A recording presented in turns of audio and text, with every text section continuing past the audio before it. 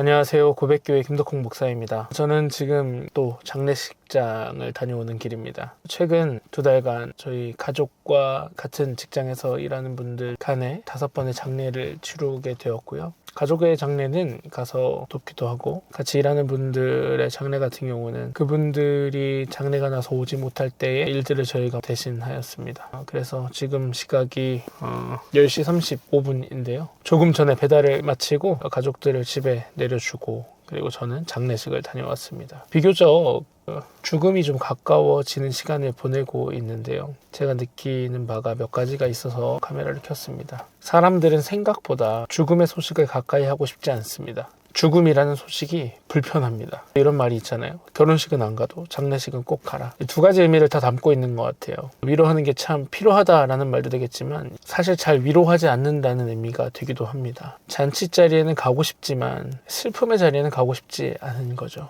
제가 아직 선배님들에 비하면 미천한 사역 경력을 가지고 있지만, 그래도 햇수로 18년 차에 사역을 하고 있습니다. 그러면서 느끼는 건 성도님들조차 무겁고 슬픈 소식들은 듣고 싶지 않은 것 같습니다. 불편한 거죠. 저는 오래전에 공황을 겪었는데요. 회복하는데 10년 정도 걸린 것 같아요. 그런 아픔을 겪은 이유는 크게 2가지 정도가 있는데, 첫째는 제가 어린 나이에 심리 상담을 전공하지 않고 과도한 상담을 오랜 시간 진행했기 때문입니다. 당시에 소개를 받아서 우울증이 있거나 조울증이 있고 또 자살 시도를 하는 학생들과 청년들을 많이 상담했는데요. 전이가 된다 그러죠. 저에게 많이 전달이 되더라고요. 슈퍼바이저가 없었습니다. 그 상태로 너무나 많은 분들의 인생의 무게와 감정들을 온전히 받아냈고요. 그들을 병원에 보내기보다는 부르면 달려가는 아주 단순하고 순수한, 어떻게 보면 무식한 상담을 진행을 했습니다. 그러다가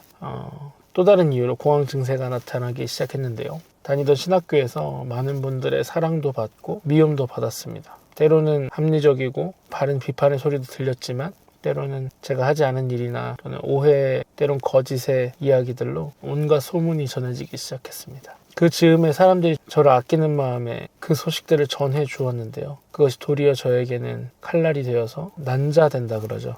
감정을 해소할 수 없을 정도로 상처를 받게 되었습니다. 그때 저는 그렇게 생각했던 것 같아요. 예수님도 이렇게 길을 걸어가셨지. 예수님도 그렇게 십자가에서 죽으셨잖아. 나도 그렇게 억울해도 참고 십자가의 길을 걸어서 죽으면 돼. 제가 그쯤에 사람들에게 예수님처럼 순교하고 싶다는 얘기를 많이 했는데요. 굉장히 건방진 말이었습니다. 순교는커녕 방에 숨고 늘 사람들을 피해 다녔고요. 사람들을 만날 때면 숨이 쉬어지지 않는 굉장히 폐쇄적인 공황 증세가 나타났습니다. 결국 학교를 자퇴할 마음으로 고향으로 돌아와서 사람들과 연을 끊고 살면서 겨우 회복하게 되었죠. 저도 그런 경험이 있기 때문에 저는 모든 사람이 다른 사람의 슬픔에 온전히 귀를 기울이고 그 슬픔을 자신의 슬픔으로 받아들여야 한다고 생각하지는 않습니다. 그러나 저는 목사지 않습니까? 그리고 이 영상을 보고 있는 많은 분들은 그리스도인이지 않습니까? 그렇다면 우리는 먼저 우리 주 예수 그리스도를 기억해야만 합니다. 만약 주님께서도 우리의 슬픔을 외면하셨다면, 우리의 죽음을 외면하셨다면, 우리를 온전히 받아주시지 않았다면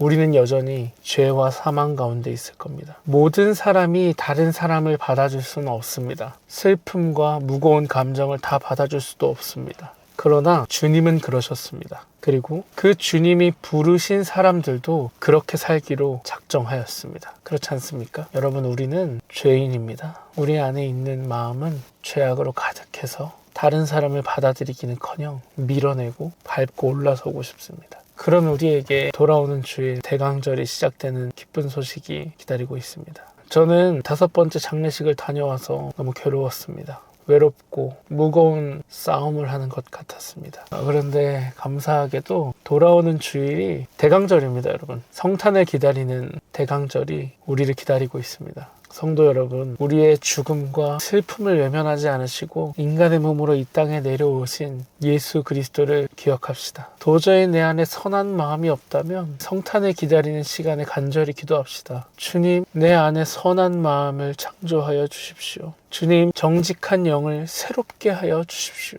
2000년 전 아기 예수님이 이 땅에 태어나신 것처럼 이제는 마음속에도 예수님의 생명이 피어나기를 소망합니다. 나는 죽고 예수로 사는 은혜가 있기 원합니다. 주님이 우리를 외면하셨다면 우리는 여전히 죄와 사망 가운데 있을 것입니다. 씻을 수 없는 슬픔 가운데 있었을 것입니다. 그러나 주님께서는 우리를 기억하셔서 우리를 위하여 이 땅에 내려오셨습니다. 우리를 위하여 죽으시고 우리를 위하여 다시 사셨습니다. 주님께서 우리를 위하여 그리하셨듯이 우리도 다른 사람의 슬픔을 외면하지 않기 원합니다. 다른 사람의 죽음을 외면하지 않기 원합니다. 그리고 간절히 바라기는 주님 부활하셔서 우리의 소망이 되셨듯이 우리도 슬픔과 죽음 가운데 있는 사람들에게 참 소망 되시는 예수 그리스도를 전하기 원합니다. 부활의 기쁨을, 영원한 생명을, 하나님의 나라를 전하기 원합니다. 주님, 슬퍼하는 자에게 복이 있게 하여 주시고 그들에게 참 기쁨을 회복하여 주십시오.